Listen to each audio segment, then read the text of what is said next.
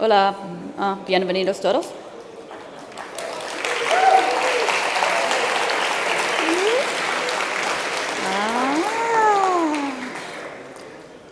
Welcome, everyone. Soy KATHLEEN MCMAHON. I am KATHLEEN MCMAHON, and I am here today to talk about bye-bye weeds, digital gardening with Astro and MDX. Before we begin, let's get some details out of the way.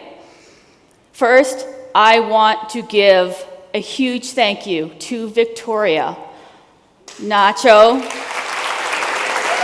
the speakers, the event production crew, the volunteers, and everyone who has come here to Alicante today and has worked so hard to create this amazing event.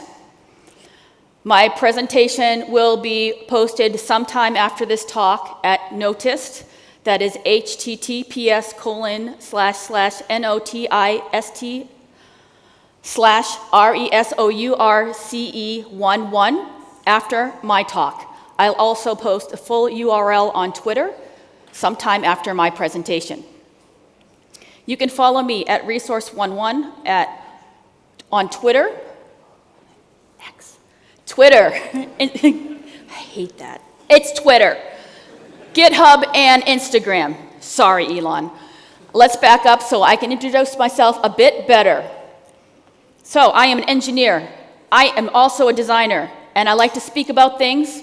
I am an occasional cyclocross racer. I am mind-blowingly slow. I race in costume, of course. I am a lover of lights. I go to the beach, and I collect sand dollars. I love my cats, Thor and Otis. I collect a ridiculous amount of crystals, and I photograph them. Well, at least I try to, but Otis he interferes often. He has opinions about where I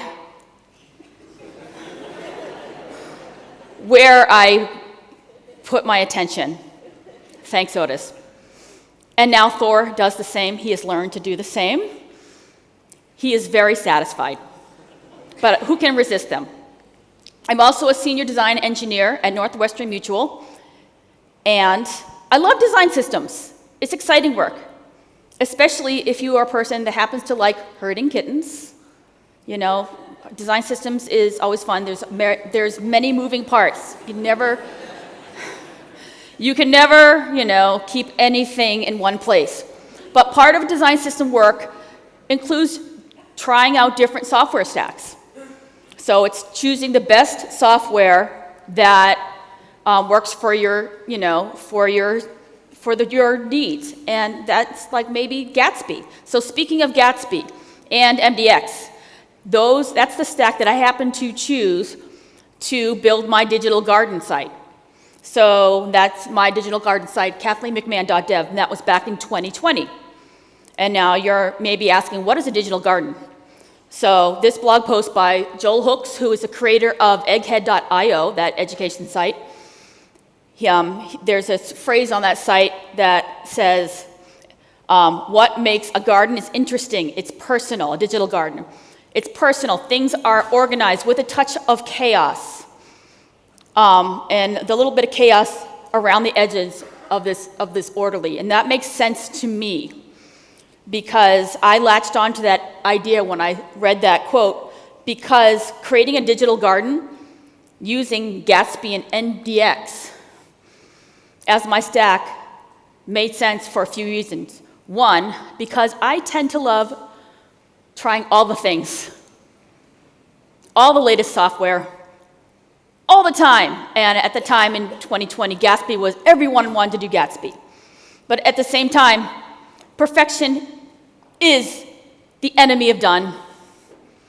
And I struggle personally with seeking perfection and making progress over perfection. And if I'm not careful, I lean towards creating these big Lexus bows with my projects versus making tiny little kitten bows and shipping quickly. So, wow, I can hyper-focus on the details. And that perfectly crafted piece of software gets shipped to the consternation of every single engineering director out there. So that's heck on velocity. But the digital garden format made sense to me because you have that tiny kitten bow mindset. That is Thor as a baby, by the way. When you have a tiny kitten bow mindset, things get shipped. You have this MVP mindset. Progress happens. You make a blog with with this digital garden. You just write things quickly, ship quickly, and everything gets written. New things get shipped, and the world is a happy place.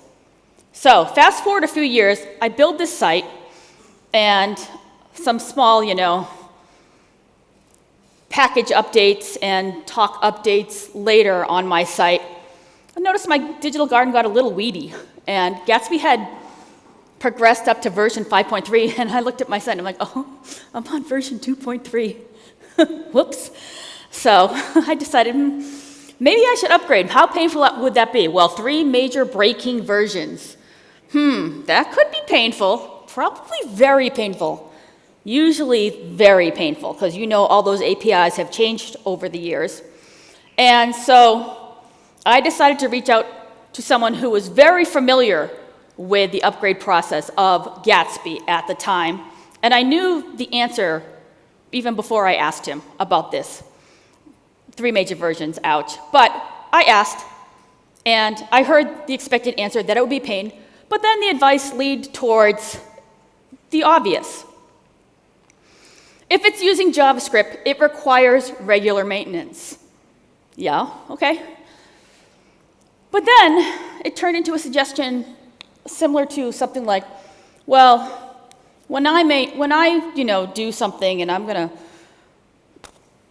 change my site, I might do something like now in Next.js, and then I'll throw it away in 3 years because I can't possibly maintain that. But for you, I think maybe you'd be better off doing Squarespace. So, since it doesn't require maintenance for you. And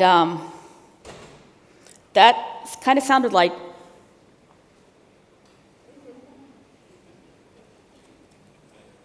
and I'm hearing some women in here giggling a little bit because they heard the subtext of like, hey, JavaScript is hard, and maybe you should build a Squarespace site, and maybe you're out of your league. And that's what I did. I did a Judy Hopps from Zootopia, and I also did excuse me, did you just tell me something was hard?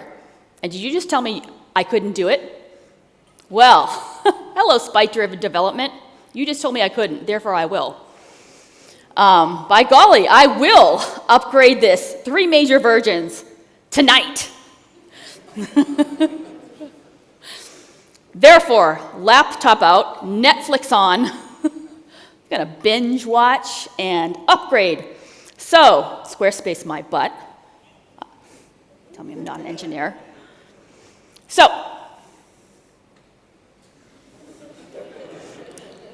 ten hours later,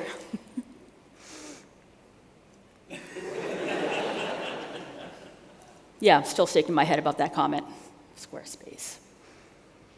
10 hours later, after that Netflix binge and that upgrade session, I come up for air, and I fixed all the... Okay, so we're back. 10 hours. And a few minutes later, after a Netflix binge and an upgrade session and a very dry mouth, I fixed all the new GraphQL changes and was wrestling with the Gatsby image API that has decided also to change. And I'm like, then with the Gatsby image API change, I'm like questioning life choices because I'm like, I don't want to change this image API. I don't want to wrestle with that. What am I doing? It was just like combining Jello with shellfish. Like, just bad choice.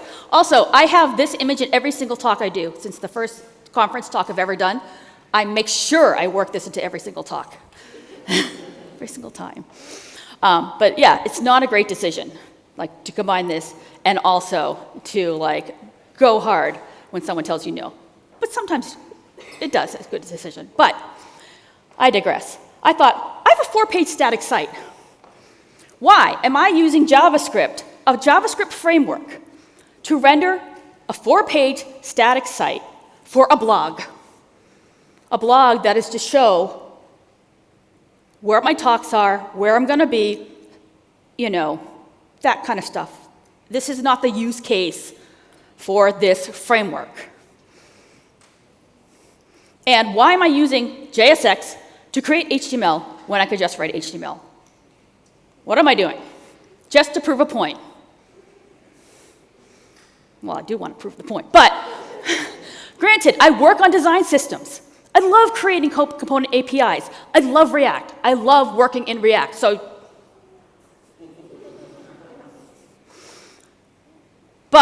I'm the last person to tell you to just throw it all out, throw the JavaScript out.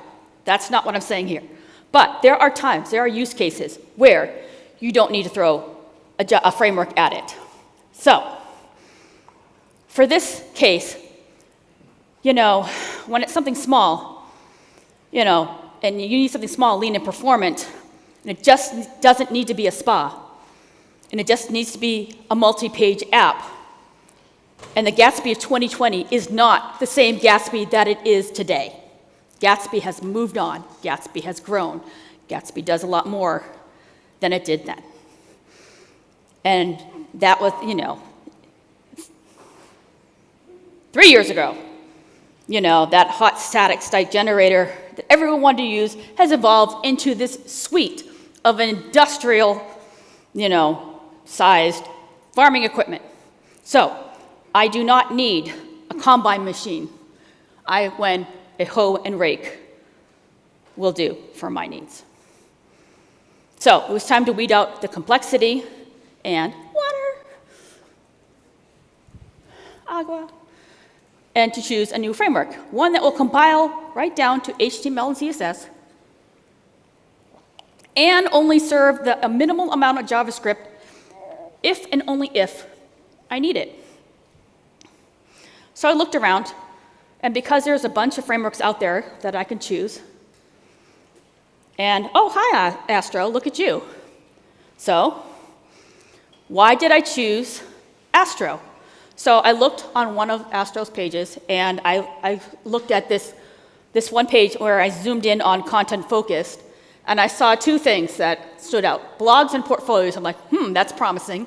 And I also noticed lower in the paragraph where it's the by contrast paragraph about the most modern web frameworks are designed for web apps, and when you're looking for something that's looking for app-like experience, logged in dashboards, social networks, and native-like apps like Figma, oh, I don't need that. I don't need Next.js. Okay. Still, pro Astro, con for Next.js right now. Okay, Astro so far, safe bet. Astro has MDX support. I'm using MDX and Gatsby, also a pro. Astro has post-CSS. I'm using post-CSS in my Gatsby site. Oh, that's easy lift for me to port over things. Awesome. Astro uses islands. I have React components because I'm using Gatsby. Sweet. That means if I want, I don't have to convert all my React components if I want. I can make Astro pages in Astro, but I don't have to convert all my components because I built my Gatsby site using these components like a design system engineer would do with all these presentational components that I could leverage over and over again in using these patterns. And I didn't want to rebuild those if I didn't have to. So I was like, yay, wee, less work. So also what I liked is I can try out different UI components, UI frameworks in Astro. So, oh, I could try a little Svelte. I can try a little Vue in the same app. And I don't have to opt all the way in to Svelte or to Vue. I can try a little bit and just one component here, one component there. And they can play well together. It's like I can have one of each component in there. And they could be presentational, or they could be interactive. And they could talk to each other as long as I add a global store using nano blah, blah, blah. I know, Thank you. We were just talking about that. But anyway, you can use NanoStore to share global state. So it's kind of nice. But not like if you want something bigger, you're going to use Next.js. That's a different talk. And then you would talk to Mateus about that, because he has lots of good ideas. Anyway, it also has MPA architecture. That's what I want. I don't want a single page app. But look at the configs. The configs are much leaner. Check this out. On the left is Gatsby's config file. On the right is Astro's config file. So in the Astro config, we have the deploy URL, some Markdown integrations, well, actually MDX integrations, some image and build configs. So I'm importing React, Solid, some embeds, images, and build. That's it. Right there. There's a config.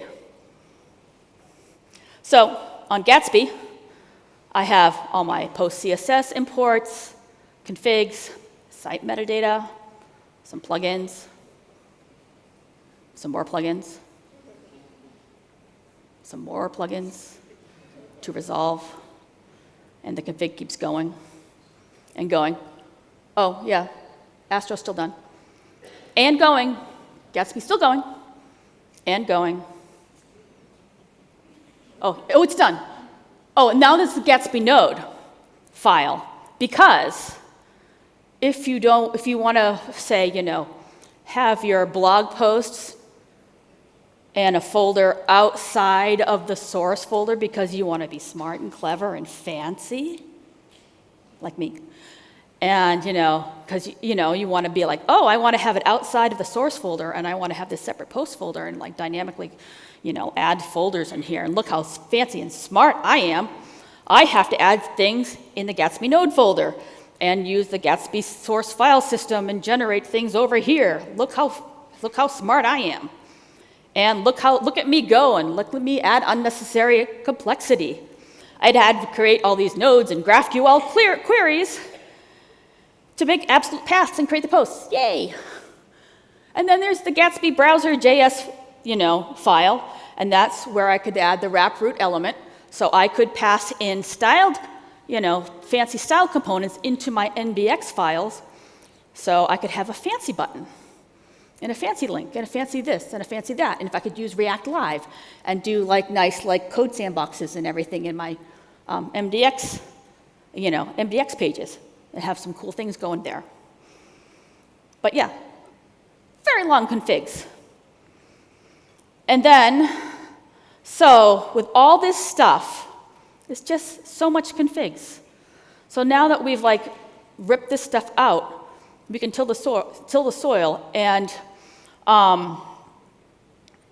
then we can now look at the differences between the projects. So we have the differences between the projects. We have between the layouts. We have, so my notes have gone away again. We have, on the left side, we're using, some React components, bringing some CSS modules. I've been using this my fancy US extra classes, so I can generate extra classes on my CSS modules. On the right, some Astro pages. And then, over here, the way I can manipulate my extra classes and my using class names, which is not as performant as CLSX. And over here in React, we use children. In Astro, we use slots. And then we can add some, now we have our layouts, we can now mulch in some content. So now we can ditch those GraphQL queries and use Astro's content collections. And what's great about Astro is you can use content collections to organize your content, validate your front matter for correctness, and use type safety and schemas, so you can stop yourself from making mistakes, which is really nice, especially if you have large sets of data, large sets of MDX files, which is really nice, and it's nice for type safety, which is sweet. So So for example, with Gatsby, this one file was the GraphQL query that I used, and I'm going to show you my site, that I used to pull 6 images from one file from a local folder. 6 images. And then a query from my About page for 2 images. And a query for my, right page and, for blog post, and another content query for the MDX page to query, another list of posts. So posts, lots of posts. But in Astro, and all of these, especially the right query and the content query, are grabbing a YAML file. They're just grabbing a very short YAML file, one small file. But in Astro, it's this. So on the left side, that left blog collection was the same thing for that content. Blog collection was the same thing for that content query, a lot shorter. And I don't know why my ear does not like the thing. I feel like Spock. And the data YAML collection on the right is the one for my portfolio list and the schema for all my recent speaking list for my speak page. So it's like this short little list. And I can have these 2 collections, all this in one small file. And then I have these schemas for I can define if it's a date, a string, and also define whether it's an image and make sure that everything, whether it's required, max strings, everything else in here. And it's just doing this magical amount of type safety. And it's also in Astro, you can dynamically generate your routes for your pages that you have put in your blog folder, your posts folder, by creating this slug Astro file, which exists in your source post folder. And you combine that with your Astro's contents get collection function, and combine that with the get static paths function, and you parse your data and pop it into your pages post folder. So whenever you add any MDX file into that pages post folder and commit your branch, push it up to Netlify, boom, new page rendered. Just from this one file. Just automatically generates a new page. Super efficient. So no more finagling post files, no more that create page nonsense in Gatsby of going into the node file and doing create pages and trying to generate all this stuff. This one file. It's pretty nice. And then in this file, there is that get collection function. It grabs your blog data and it maps all your data for all your posts. So it's just really nice. And also, there's type safety with Zod. So it's really, really sweet. So if anyone is wondering what the heck Zod is, the official definition is TypeScript first schema, validation with static type inference. But for me, it means Zod uses TypeScript to create schemes to help you validate your data. Yay. But now that your content is defined and validated, you can use things, you can add things like images, where they have the new image API that was experimental in the summer. Now it is stable. And what you do is you can grab this image. It looks like a component, but it's the image API. You grab this from images assets, Astro's images assets, like this. And if you pop any image in the source assets folder and use this pattern, the alt attribute is required for accessibility, which is amazing. If you use this pattern like this under the hood, you will get this output, where you get a source, a width, height, and you also get the decoding and loading attributes in there. So you get, and it's a WebP format, which is really nice. So for anything that's not an SVG, So for like any type of, bitmap type image, you will get this type of format. And if you don't need images that are processed, you put those images in the public folder. So anything in the public folder will not get optimized. Anything that you put in the assets folder, and you import using that and pop it into the image component, you will get this type of optimization. So it's pretty sweet. So you don't, and you could also use, the other, like Squoosh or Sharp if you want, and do some optimizations on a CDN if you want. But this is also provided by Astro for default, which is nice to have things optimized for the DOM for you. But one of the things I learned when I was converting some of my components from React to Astro were things like icon conversions and link conversions. For example, Gatsby links were a pain. And this poor guy here is ready for lunch. I want to get him a snack. And so also React Font Awesome was also hard. For example, I had this link component. And so this is like one of the components I usually use in a design system. I have a link component and I pop in an icon in there because I want people to be able to have a link. And if they want an optional icon in there, they can pop in a React Font Awesome icon in there and use it optionally to have a link and an icon before or after it whenever they want. And I use Font Awesome, React Font Awesome, because the icon is an SVG, and the SVG is prepped for accessibility. It has like the right correct attributes for accessibility. React Font Awesome has done a really good job for that. So I'm like, I want to use this. I really want to use this. Like, Astro, why aren't you working with me here? You said, you promised me I could use a React component here. Why aren't you working? So I was going through this. I converted my Gatsby link to a regular link to a, just a link tag, and nothing for the life of me was working. So then I went over here and I created an Astro link pattern instead. And still tried to get that Font Awesome icon in there. Still wouldn't work.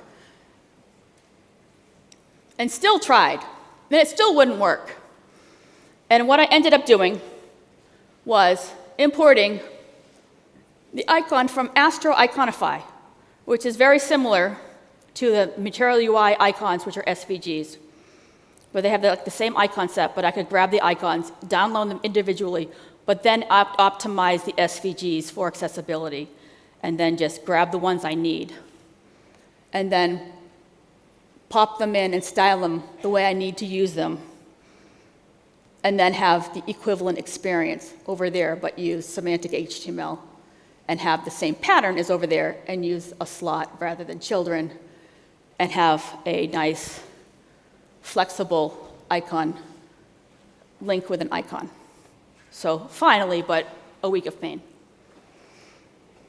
But what I've learned was, talking about Lexus bows versus kitten bows, but I do want to show you some of the things that have been breaking in Astro. I have learned about Lexus bows versus kitten bows here, and I know we have 3 minutes, but I want to show you something really quick. Schemas are tricky, and learning about dynamic imports with images were tricky, so learning about where to put the images in the schema was tricky. CSS load order is no joke in Astro. The load order in your file is no joke. They will, it's not where you do it in the source, it's how you load the file in the literal Astro file will actually break things. It's a pain in the butt. But Astro files also hate CSS modules. Do not load a CSS module. You have to do .css. Clean up your cruft, or Netlify builds will break. Meaning, like if you have an extra YAML file, it'll be like, no. So don't do that. But view transitions are tricky, and they are buggy right now. They're working through some bugs. I'm going to demo that right now. Really quickly, before I exit. There we go. All right, I'm going to be rubbernecking here. All right. This is my site. This is my Gatsby site. And this is me trying to move my Gatsby site while looking.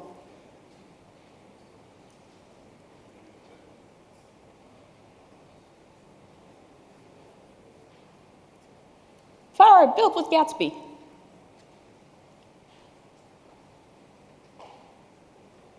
This is my site in Gatsby and Astro 2.7 that I built in June. Deployed. Now, I want to show you something really quick. Running this on localhost in 2.7 looked exactly like this. Look at the gap here versus the gap here. See that? Yeah. See the CSS breaking? What's going on is, ooh, look at the CSS breaking. What goes on is also, what it does is it hoists, there's this slug, that slug file, CSS, gets generated and gets hoisted to the top of the scope. And so something happens with that file and gets hoisted. And I have some CSS that is using the OWL selector, and for some reason, it's breaking the CSS. So I had to bug fix that, and I had to remove that sibling selector. And here it is. Hey, you read my stuff. Oh, wait. Here's mine with the Astro 3 conversion. Deployed. Stand by. Refresh the page, please. Resolving host. How many people are on the internet?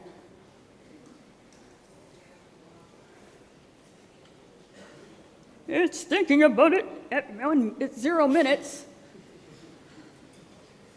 Surfaces.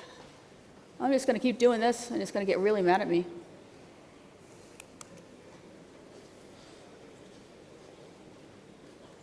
Am I on the internet?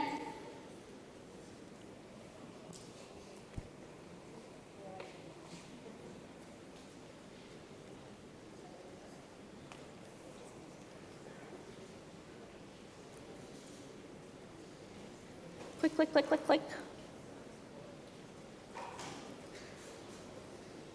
It does work. You're just not seeing it right now. You can't see the buggy view transitions. Ah! It's deployed. That's okay.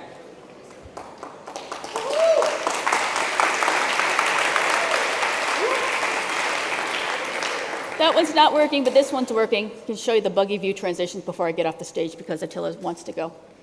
So I want to show you buggy view transitions. See that? View transitions. They fade, but whoop, foop, foop. So what's going on with view transitions is you can add a view transition, and you can add it to simulate like a full page transition, and you add a common head, and it's really nice. And they're working through the bugs, and it possibly could be like a CSS strategy where you either have like one name collision, but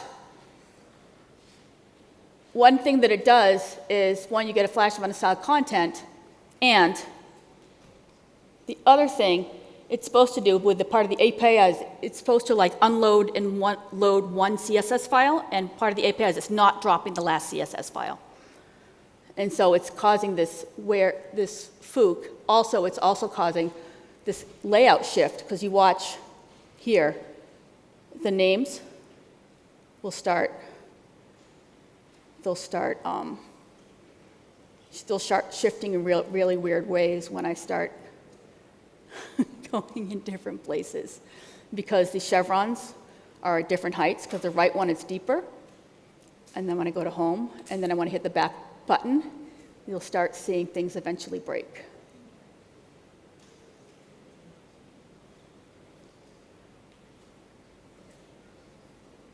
of course, not on stage right now, but that's cool. Because I pinned it at 3:02 to make things work. But yes. You ready? Cool. Let's give you your time back. Thank you.